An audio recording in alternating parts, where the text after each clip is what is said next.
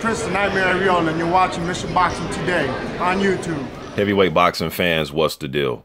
All right, so one of my subscribers was telling me that Joshua and Klitschko nearly came to a brawl after the fight, and this was according to Eddie Hearn. So I pulled up the article, and I do remember after the fight that Joshua was talking to Klitschko, not when he got on the mic, when he was, giving his speech after the fight, but like after the fight was over, I seen Joshua and Vladimir talking, but I didn't really think much of it. You know what I mean?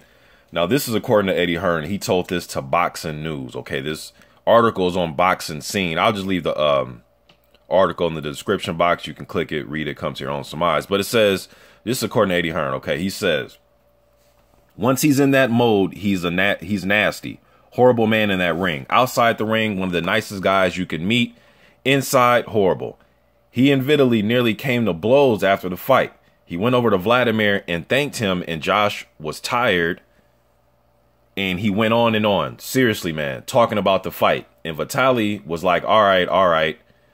Kind of, trying to push the two fighters away. Like, all right, you had your say with him, now get the fuck away. You know what I mean? Kind of. And I guess Joshua, this according to Hearn, was like, fuck you. But Vitali can handle himself. He's not exactly a pushover, Hearn told Boxing News, okay? Now, I'm only really doing this video because a sub was asking me about it, and no surprise, really. I mean, now, I can kind of see on Vladimir's face after the fight, although Joshua was being very respectful and he wanted to put some light on Vladimir and raise his hand up in the air and, do that whole thing.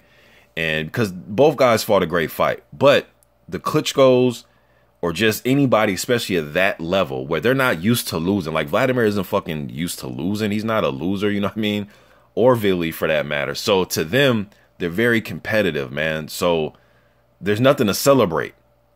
There's nothing to celebrate for him. Like, this was a loss to him. He came to win this fight. You know what I mean? He trained his ass off. I know he's 41, but he came to fight and win. And he didn't look like an old man to me on fight night. So for somebody to raise his hand or want to talk to him or, give him words of encouragement or rub his shoulder, especially the dude that just beat, knocked you out, nobody really wants that. And Vitali, knowing how it is and being a fighter and being his brother, he doesn't really want to see that. Not right then and there. Maybe, 6 months from now. I mean, they might have a rematch. And even in the post-fight, I heard Joshua say he didn't want to say too many nice things about Klitschko because they might fight each other again. But, yeah, maybe like 2-3 years from now or something, you know what I mean? But not immediately after, man. And I know Joshua was just trying to be nice and not necessarily nice, but just showed that, his appreciation for, Vladimir fighting him, for one, being a warrior, coming to fight, and they had a great fight. You know what I mean? Sometimes after a great fight like that, it's kind of like, whew, shit, man. You know what I mean? You just can congratulate the other guy.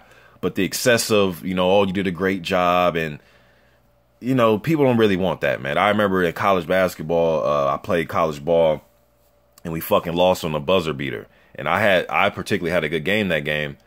But after the game, I'm not, you go through the line, after the game is over, you go through the line, you fucking shake hands. But I don't, like, I remember the coach grabbed my hand. He's trying to talk to me. Oh, you did a great, and I'm sitting there like, okay, man, but we fucking lost on a buzzer beater, you motherfuckers. Like, you guys just beat us on a buzzer beater. I really don't want to hear about how great of a job I did. We lost as a team. You know what I mean? Some shit you just don't want to hear after, especially when you come to win. You know what I mean? So, in Vitali, although he wasn't the guy that fighting, there's still that connection between these two Klitschko brothers. You know what I mean? So when Vladimir loses, Vitali loses. That's the type of bond I feel as if that they have. That's what it seems like. But as far as them coming to blows or something like that, I really didn't see that part, you know what I mean?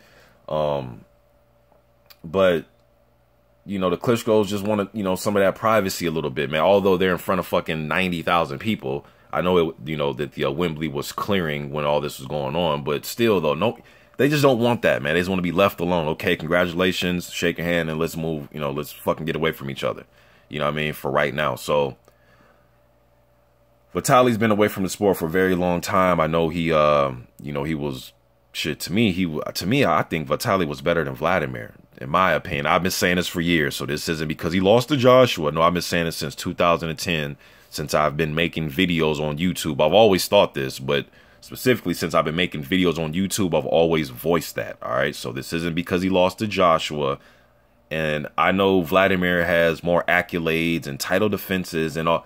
That's fine. But if I had to pick one Klitschko brother to represent, it would be Vitali.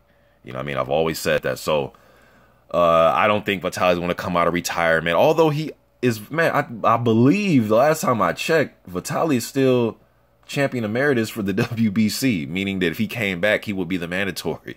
You know what I mean? But Vitali's been away from the sport, man, about 2-3 years ago. I really want him to come back. You know what I mean? What do you guys think about Vitali if he tried to come back? From what I've heard, man, this dude still trains. I've heard that he still trains an hour or 2 hours a day, between an hour and 2 hours a day, every day. You know what I mean? So, I don't know, man. Yeah, they got into it after the fight. I mean, it's the shit's emotions, man. Emotions are high. And like I said, after losing, especially in a tough fight like that, you know, even if it is his brother, but like I said, they have a unique bond, man. So it was like they both lost, you know what I mean? And he feels probably even worse than Vladimir losing, you know, about this fight. That's how strong their bond is, in my opinion. And, you know, no, just people don't want to be talked to and, you know, they don't seek comfort, you know, from their fucking opponent who they literally just lost to. You know what I mean? So I understand it just as a, you know, athlete, just coming from that perspective, man. But nothing too big, man. Vitali just probably wanted Joshua to get the fuck away from his brother. You know what I mean? Fair enough. It was just literally just after the fight, man. But I don't see nothing big coming out of this. But if something does come up, I'll talk about it. But that's what I took away from it, man. Just reading this. And, you know, I know, Hearn's going to add some extra flavor to it and spice it up a bit, you know. He said, fuck you. Or he was like, fuck you. You know what I mean?